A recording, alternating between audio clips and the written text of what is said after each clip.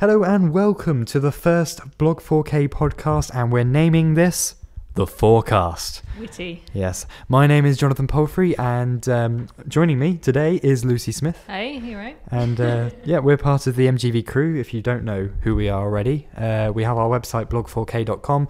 We chat about random things on there, really. Maybe rant sometimes, maybe review the odd thing.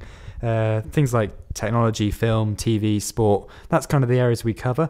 And the podcast is going to be pretty much the same thing. We're going to be talking about the similar subjects in this. Yeah, I think it's going to be good.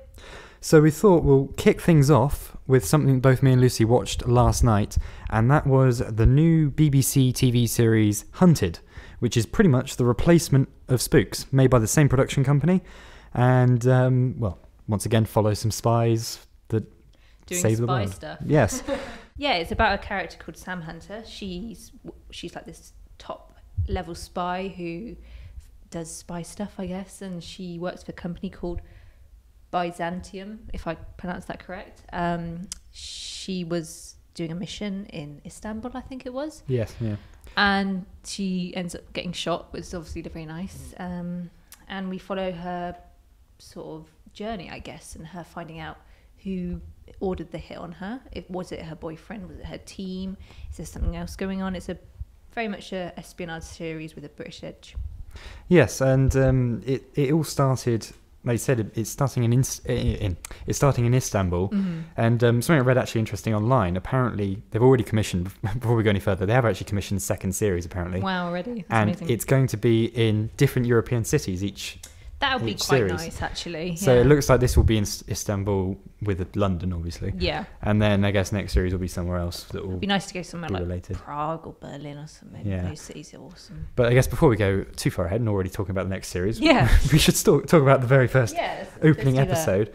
And what were your thoughts of it, really? Coming out of the episode, sort of the first reaction was sort of like, oh, okay. I don't know how Yeah. else to explain it. It kind of felt like a lot happened. I think that was my first thing, and I think we both agree on that the first episode, so much happened in an hour. And the thing with pilot episodes, and I watch a lot of TV and a lot of pilot episodes, you kind of not want to show too much of your hand, and I felt it did. It kind of threw all this exciting, like, climatic action in, but nothing really with much substance. So there wasn't much characterization as such, and sorry, I lost my train of thought. And it kind of showed not too much interesting, in-depth stuff about Sam Hunt, which I think we needed. Obviously we had a little bit of a flashback about some sort of traumatic childhood, but it was all very much playing up to, I hate to say it, an American market. Yeah, so that's actually my main thought as well, that it does seem like it's very much aimed for the Americans. I mean, it's partly funded by an American TV channel. But that can't be it's not necessarily a bad thing, you know. If there's money, go for it. But being told by the actors, having good-looking actors in there and having... the over-Britishness really grated me. It kind of... I was okay with it because the first half of the episode wasn't much talking. Yeah. It was all kind of quite non-dialogue, which I think was just the stronger part of the episode. But as soon as this sort of... she returned back to work and started interacting with her team, everybody just seemed to up their Britishness, and it was just like, no, this isn't realistic to a British viewer because nobody speaks like that. Yeah, really. It was extremely British accents. It was just all like Queen's English. There wasn't any sort of different accents. There wasn't even like a witty Scottishman. There was just, these really British people. And then obviously the American guy who is... might you recognise him from Lost? Yes, well, I mean, I'd imagine he's going to be probably the character you cheer for. Yeah, I think you saw he had this relationship with Sam. Yeah. They had this sort of bond, and I think he looked at her like a sister almost. But they could have really banked on that a little bit, that relationship. Maybe they would have later on in the series, but I just don't. I think the dynamics of the team, and I don't know, it just wasn't there. Maybe. Yeah, I mean, it's hard to judge, I guess, one on the first episode. Yeah, because we hadn't had much time. But then arguably, they did rush it a lot. I mean, it was something we agreed on. Yeah. I think, like you were saying, we were talking about it earlier, you were saying how that with British series, they tend to be very slowly paced. And I think that's a fantastic thing because compared to American TV series, even though they've got 22 episodes, they tend to put a lot in, especially in the pilot episode, but because they need to, because the way American TV shows work is that they make the pilot and that's how they get funding and make the rest of the series. But this kind of, felt very, trying to think of the word, it kind of felt a bit too intense, I think, for a British spy series where spies are supposed to be all this understated sneakiness, and it's all a bit too in your face almost. Well, I guess if we give a brief kind of idea of what the storyline happened. I mean, I don't want to be too much of a spoiler alert, but here we go. Go on then. So if you haven't watched this already, you might want to just turn the volume down for the next moment or so. And Dan's just covered his ears over because he doesn't want to listen. He's in the room without a microphone. But basically what happened in the episode, we start out in Istanbul, and it's very high action and very intense. No talking, really. No, for the very opening little bit. dialogue. Very, very little dialogue. I thought really worked for it, it worked actually. really well. Really stylistic and everything. And they basically had this hit where they're trying to save a doctor, aren't they, from this... Yeah, he seemed like he was important because he was British, of course. Yeah. So they were saving this guy, and they did a very clever trick where they faked her death with that was very a sniper shot, which you really don't see coming. And then that ends up... looks like it all goes well, but then the guy realises that she wasn't dead. Yeah. So he comes back, and then there ends up being a chase scene where she's basically on the run, isn't she? Yeah, it didn't take very long for that chase scene to finish. No, it didn't. It wasn't very long. This huge chase scene through Istanbul, and then it was sort of like she runs into her boyfriend, or whoever he is, and okay then. Yeah, somehow in the middle of Istanbul, all these tiny little streets, and her boyfriend just happens to be standing in one of the side streets. I think the first thing that hit me with the opening scene was how amazingly, let's change the pace a little bit, and it kind of, let's go talk about the technical aspects, because that was just, the filming of it is incredible. I think that's something that really came through straight away in the opening, if we're talking about the opening still. And quite the opposite of Spooks. Spooks very handheld, shaky, hidden behind things, that kind of... They did do that a little bit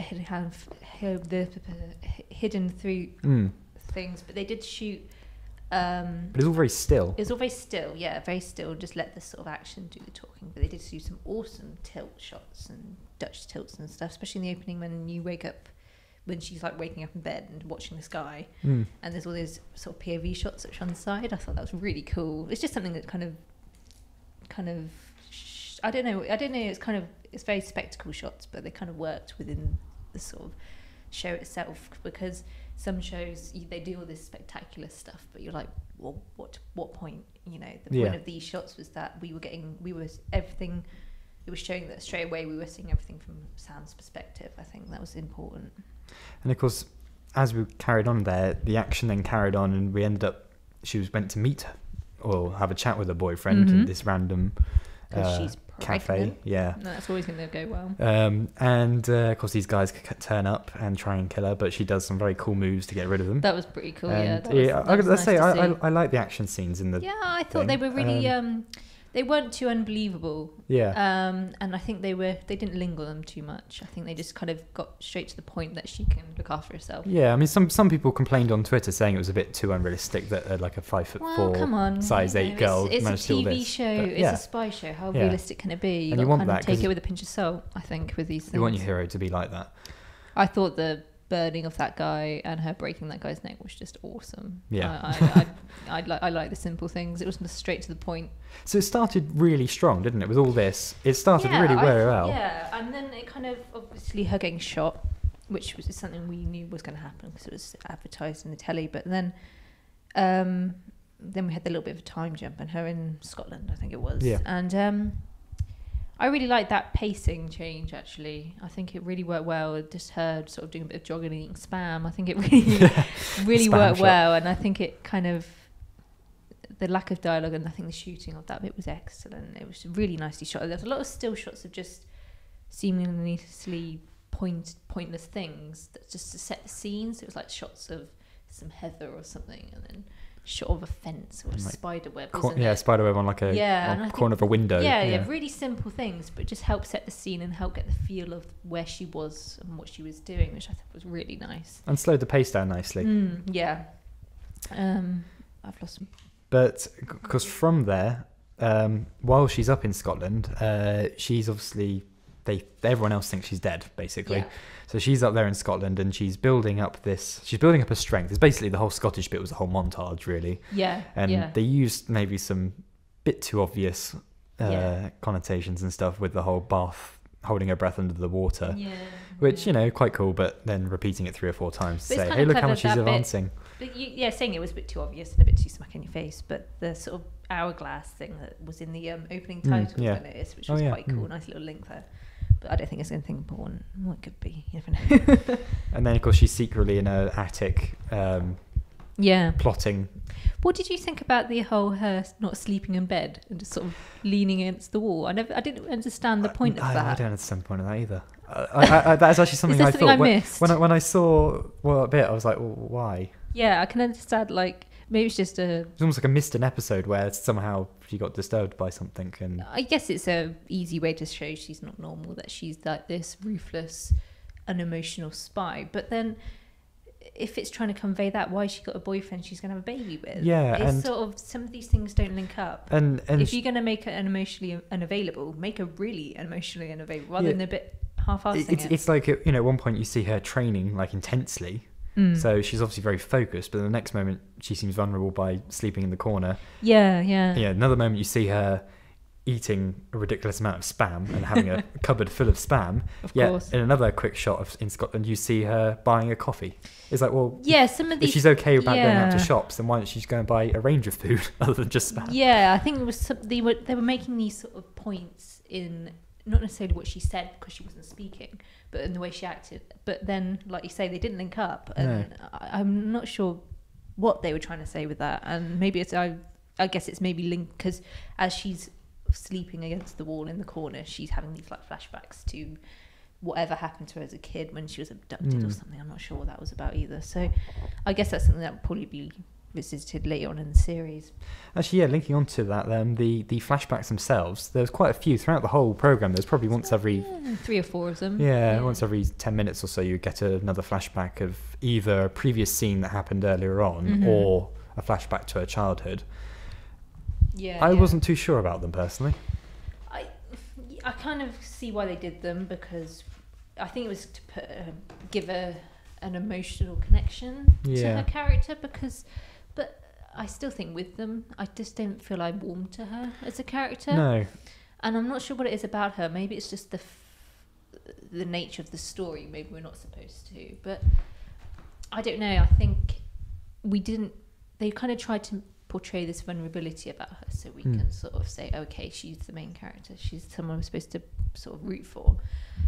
But it fell off a bit flat, and I'm not sure why. I think maybe it's the lack of dialogue in the first half. Maybe that was it. And then when she did speak, it was sort of just straight to the point story, and then just sort of having a bit of an argument with her boyfriend when she arrived. Yeah, I think some of the flashbacks were just a bit too obvious. The bit like you're saying about when she met the her boyfriend or ex-boyfriend, I don't know what the case is right now with it, and she accuses him of attempting to murder her, and she's wondering how he knew she was still alive, and then it cuts to a quick flashback where it shows a footprint of her leaving with the blood on the floor. It's a bit too obvious. It's like, let's talk about the boyfriend. I had a problem with the boyfriend. I just found him, maybe it kind of leads to another point I want to make in a sec, but I just found him a bit annoying. He was sort of just like, no, you will talk to me, Sam. And it's sort of like, it's like none of them seemed that surprised that she was back and alive. No, and that's true. A whole year has passed. Look, it didn't feel like they didn't react much. And you think maybe it's a not common occurrence, spies dropping off the grid. But they're just kind of like, oh, okay, then back to work. Well, I mean, considering she's been gone for a year. And all the distrust that they had when she came back in. Yeah. But they kept saying about how important she was because they couldn't... But then they've obviously been working fine for the last year without her. But suddenly now they really need her for this job that suddenly popped up just as she's turned back. I just think a lot of the events throughout the episode was just a bit too convenient. Yeah. And very visually and obviously a narrative point, just a plot point to make things move forward. And we haven't even touched on her becoming a nanny in the episode. Yeah, this is the thing. This is the ridiculous thing about this episode, is that there's so much that happened. So to carry on, is to explain, I guess, the second half of the episode. Yeah, it was very much split into two. She's come back. She's now, for some reason, she was collecting all these newspaper cuttings with the yeah, I think that was a signal. sort of like a smoke signal. Yeah, from saying, hey, come, Byzantium, whatever they're called. are you out there, kind of thing, which is fine. Okay, yeah, it makes sense. But then she decides to burn them all, and then when she comes back, she pretends she hasn't seen them, and she says, no, I haven't seen your signals and all that. And yeah, she's back in London, so she sneaks back and then just walks straight through the front door, kind of thing. Security. Like, I'm back. And then she gets her job back the next day, and she's suddenly straight away placed onto an obviously very important mission. Yeah, a really important mission where she's the key person in it. Yeah. I think it was a kind of they're all a bit too trusting. If you'd think, oh, okay, we'll give her a bit of an analyst job rather than putting her in. So we're in the second half of the episode, and we've had all this happen. So she's come back, she's there, and they've stuck on this job, and she's suddenly getting chucked in as the main person, and she suddenly has to become a nanny as an undercover agent. She basically has to become an undercover agent 2 days after she's come back to work. And what strikes me about it is how quickly she does it. I know she's fantastic at her job and everything and awesome, but it's like she gets this trust through this really dodgy family who obviously do background checks. They should be distrusting, So, and this bloke sort of, she just like, it's almost like she flutters her eyelashes at him, and he's sort of like, oh, okay, you can come live in my house. I mean, to be fair, she did save his kid. That's the thing we forgot to mention. That was very well done, that bit. I thought that was really cool when they sort of did that. And they did a fake attempted kidnap of a kid, and she saves the day. Always that's how it looks, and that was very well done and clever way of getting. And they kind of made her backstory, so she had lost, like, because this guy's widowed, and so is she, and they kind of tried to make that. They sort of, it was kind of. It's good, but that could have been an entire episode. It could have been that whole so sequence much more. of her trying to get into the family should have been a whole episode. I think it's going to be that whole storyline is going to probably run the whole series, because the bit that showed the next episode had bits of that. But my problem sort of is, where's the audience supposed to be watching this from? Yeah. So do we trust her? Do we think, oh, what's going on with her? Are we on the side of her? Are we on the side of her boyfriend? On the side of the team? And I just think I don't find myself rooting for her. No, not like compare it to another series like, I say, Luther, for example, which is, amazing how they've done that series. Yeah, that's and how it's incredible. And how quickly you're on Luther's side. Yeah, despite him having all his flaws and everything, because he's, he's a bit messed up. Yeah, he's really messed up. He's a bit angry about his ex-wife and everything. Yeah, all the time, and he keeps destroying his office like nearly every other day. Yeah. But you really like him, and you root for him. I think the difference between Luther and this show, and I think this is a big part of the thing that I didn't like, it was the dialogue. That was something I found very weak, very cliche, and the acting quality of that suffered because of the dialogue. I just think it just didn't have the same. If we go back to Luther, the script in Luther is just so clever and so bits, sharp and so snappy. Like, goes back to I think it's the first episode of Luther, when him and Alice Morgan are in that interrogation room, and they're just having this fantastic, like, sort of, it was like an almost narrative within a narrative dialogue thing where they sort of read between the lines. But this is just sort of say what you mean dialogue. Yeah, I mean, they haven't built that relationship. Like in Luther, in the first episode, they already started building that amazing relationship between Luther and Alice, and it's just brilliant how they did it. And that episode, you hated her, absolutely hated her. By the end of it, you're thinking, oh, she's amazing. She becomes one of the best characters ever in TV, I think. And it's incredible how they do that, how they change your mind in 4 episodes, 4 or 5, I 6 just found episodes. the acting and the dialogue was just so. The only word I can think of is clunky, and I hate to say that about dialogue, because. And it's probably because we jumped from one scene to another, isn't it? We went through 4, 5, 6, 7 scenes, like literally proper big changes. Yeah. Not just here's one room and then we're in another, but literally moving the storyline on a hell of a lot in each one of them. And you forget bits. I mean, thinking, God, did that happen in there? Oh yeah, that happened. Yeah. And also, it strikes me sort of overall, it's all style over substance. Yeah. And it kind of. the reason why British TV series works so well is because the characterization and script, the stuff that stands forefront. You know, obviously the styling and the filming and everything is always very good, but it's not necessarily straight in your face like this is. Yeah. Because obviously the filming and all the sort of action-y scenes do stick out because that's the stuff you remember. But stuff in Luther is the stuff you remember. Is all the dialogue and all the fantastic characterization and all these really cool phone calls between him and Alice, because it's the stuff they don't say which is important, I think. But the dialogue is just so bad.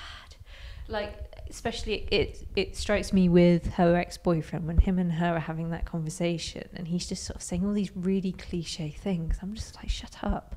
Are we supposed to like him? Yeah. Are we supposed to hate him? Are we supposed to think, oh, you did try and get her killed, you bastard? Or, oh no, he's an innocent party, obviously loves her, he knew they're having a baby together. So I just think it's falling down on that, and it's a shame, really.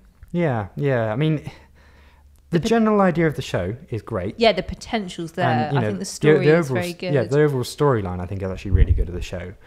What it's lacking is, well, the biggest problem is its dialogue, without doubt, and it's the speed that they're doing the storyline at. If it keeps at this rate, we're going to be like, what happened? Should be dead for a third time by the end of the next episode, easily. So, as you've watched a lot more Spooks than I have. I've watched bits and pieces. What's your comparison to the Well, show? I mean, this is the thing. Because everyone's obviously compared it to Spooks because it's made by the same It's hard people. not to. It's taken the exact same slot that Spooks was in. Yes. I mean, the whole point of it, a lot of people saying the reason Spooks got cancelled wasn't because no one was watching anymore, because it still had millions of viewers. Yeah. Its problem was that the actors were getting a bit too expensive. Yeah, I think they freshened it them up by making a whole new show. So they thought, rather than killing off all the characters, which they normally do in Spooks, they decided to completely start afresh, and hey, this is not anything to do with the previous. Yeah. And in some ways, kind of cool, I guess. I mean, having it as a private organisation rather than MI5 gives it that opportunity then to...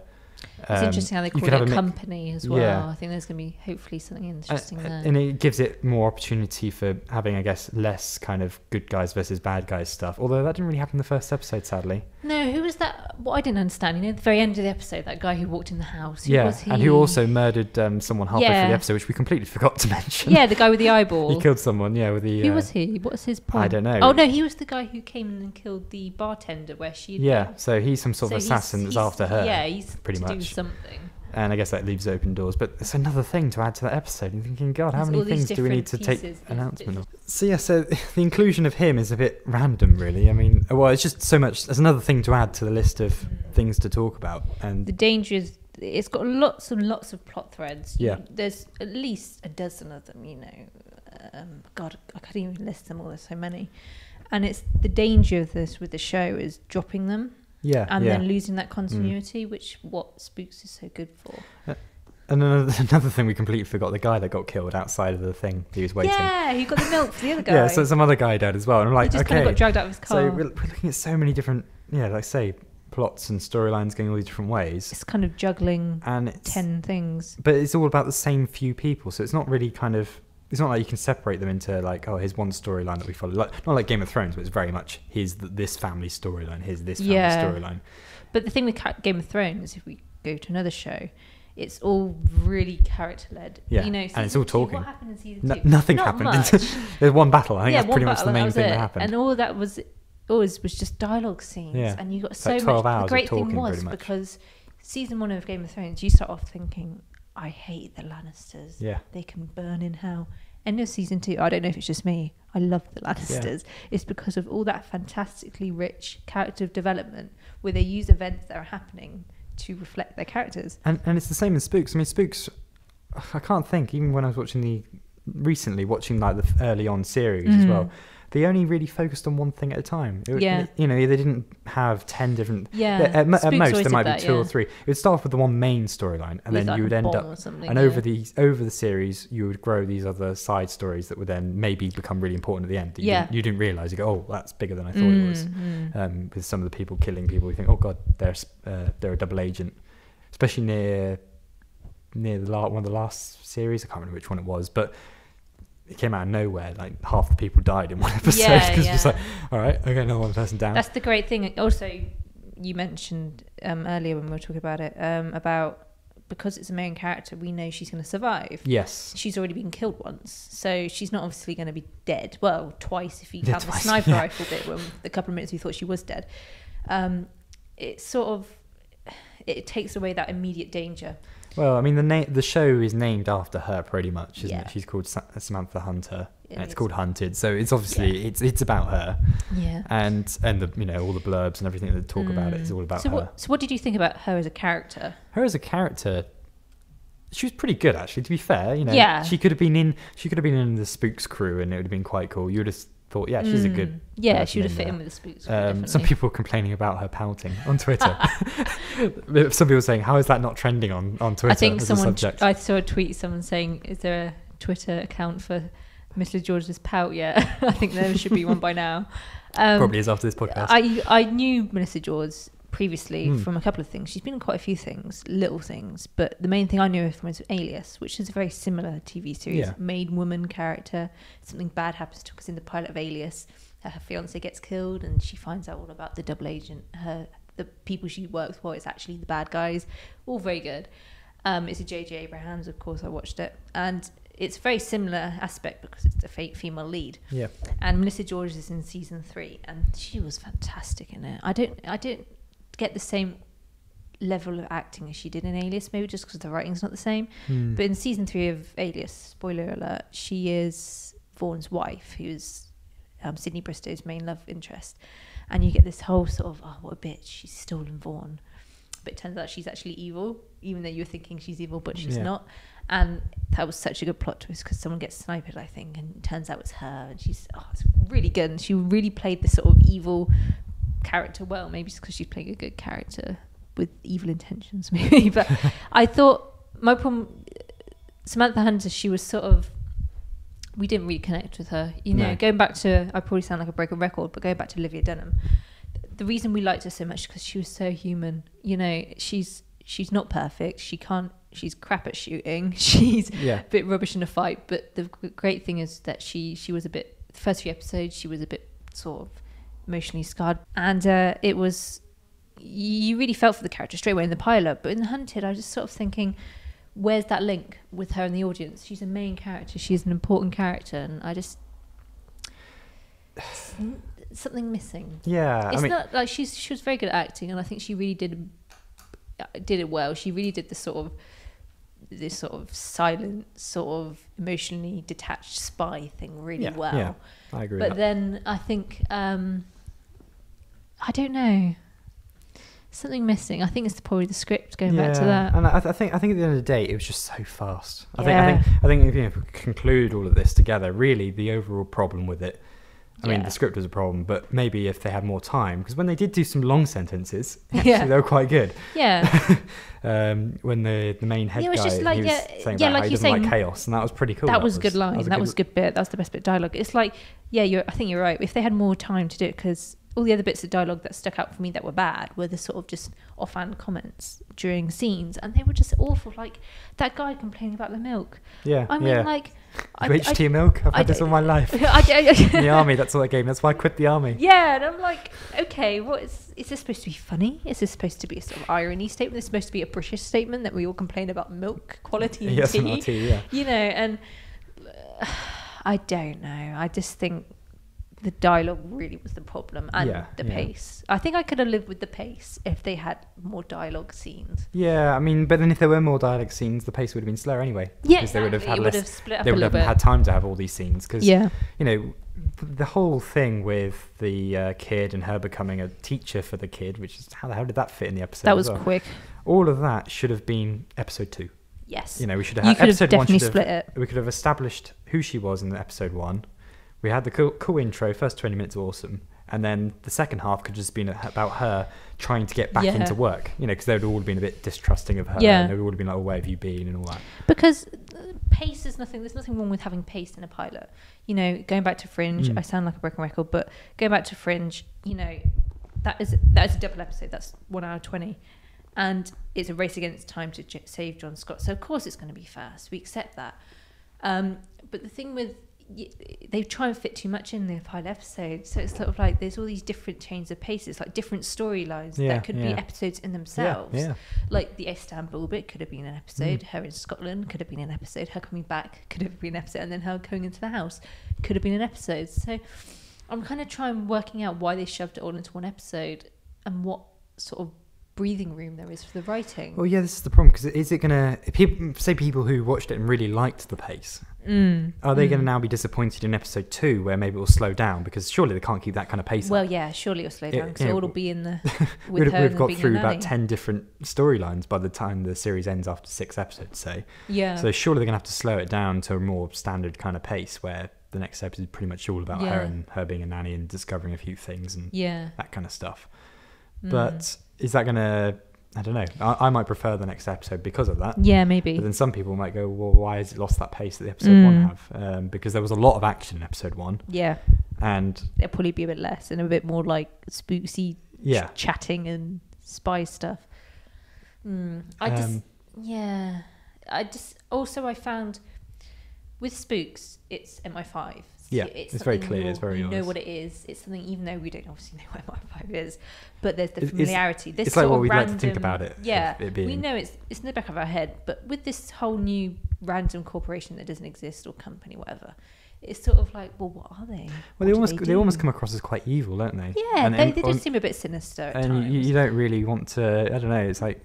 Because like the spooks, they're fighting the good fight, aren't they? Their loyalty is whoever has the biggest paycheck, basically. Yes. Which maybe that might be a good plot later on in the episodes. You know, maybe later on in the series we'll discover that actually, it's all quite evil, and maybe she goes against them or something. I don't know, but for now, she's working for this relatively evil company, which she should know is evil. It's all very grey, isn't it? It's sort of, there's no black and white in it. I think that's also important. We don't know who the enemy is.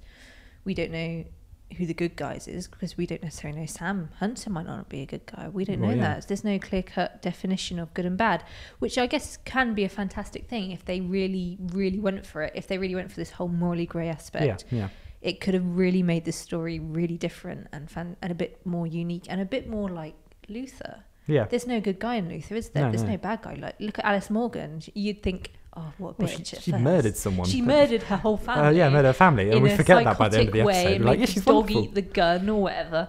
And then, but actually near the end of the series, or actually quite soon, a couple of episodes later, you end up really liking her, and you're kind of thinking, I should hate this person.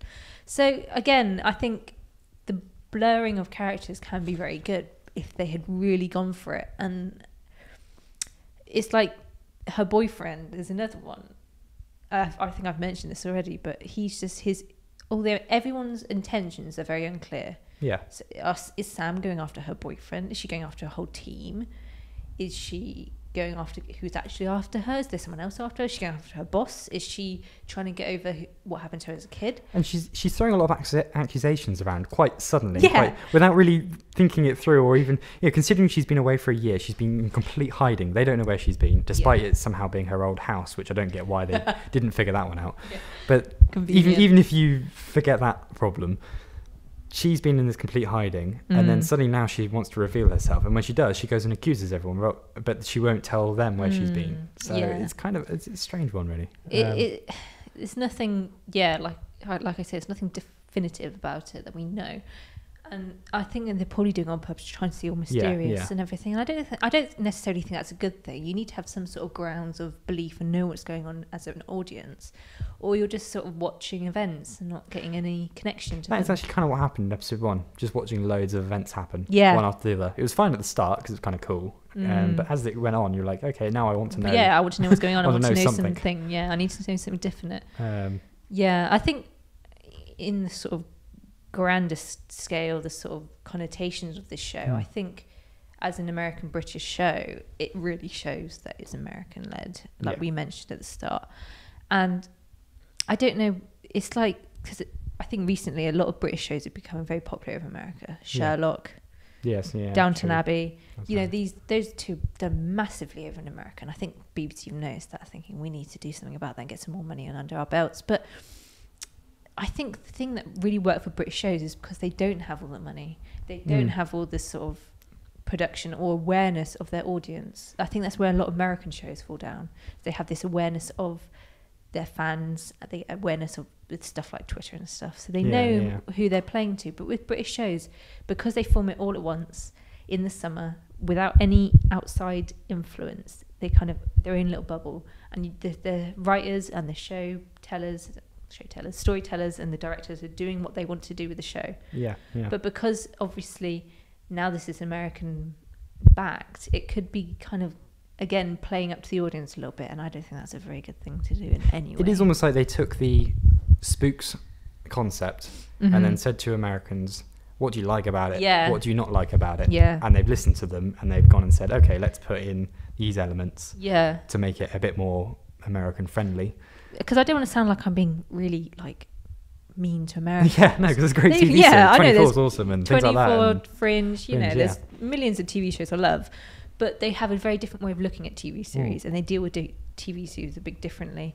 Then over here, we kind of do those little short 2-part series that you never see again, never hear of again. There's loads of little drama shorts on BBC and ITV and stuff that are really just staple, good scripts, good acting that are very cheap. They don't spend all the money on explosions and helicopters. And I think that's what sets our TV series apart. And in film, actually, I think that's sort of the same thing. But I guess the big question at the end of all of this is, do our listeners tune in next week? Do they watch episode 2 of Hunted, or do they carry on watching the entire series? Or if they haven't watched it, I watched the second episode. Probably. Yeah, I probably will, just to sort of see if it gets better. I think the general... The story is a good idea. The general overall arc and storyline is good enough, and I think, and some of the action scenes were pretty good, and hopefully it will slow down a bit, and we'll get some more talking and understanding of what the hell's going on. Yeah, I think we need Sam. We need a scene, an emotional scene with Sam. Yeah, that's what we need. I think something to help us tether her as the hero, as the main character, rather than just brief flashbacks. A couple of flashbacks and a couple of lines here or there, and a couple of looks, like scowly looks, pouty looks. It just, I think that's what this episode 2 needs, and maybe a bit. Hopefully, because it'll be her being the nanny, we'll get to see a bit more of emotion. Yeah, perhaps. Sort of her losing her baby. Yeah. Connotations of that, and I hope the series does well, because I think it's got a lot of potential. Yeah, and I want some sort of replacement for Spooks, because I do miss it. Just Netflix will do it. Yeah. That's the alternative. Yeah. Anyway, it would be great to hear from everyone who's listening, what they think of the series and what they've seen so far, and also like other shows that we've chatted about briefly in this episode. And if you wanted us to talk about any of them in future episodes of The Forecast, remember you can get in touch with us via Twitter, just by tweeting us at blog4k, or why not just go to our website blog4k.com and leave a comment on the page or on the post of this podcast. That's the other way you can do it. It's been a really nice time chatting to you, Lucy, today. Yeah, it's been awesome. And no idea when our next podcast will be. I guess that'll be down to the popularity of this one. I think we'll have to do something about Fringe. I can talk about Fringe for 3 weeks. And I think me and Dan, we're going to do something about F1 and things. So, like I said, we do a range of stuff on this. Like our blog site, it's a bit random. We do a bit of everything. It's things we're interested in. If you're also interested in, then why not follow us along and listen to what we got, what we're doing. Anyway, thank you very much for listening. Remember, listen to us on the Forecast again, hopefully, and also remember to follow us on Twitter and check out our website, and also remember to subscribe to things like YouTube and stuff, because we do have a page and all that where we put up the odd video. From me, Jonathan Palfrey. From me, Lucy Smith. We will speak to you next time. Goodbye. Bye.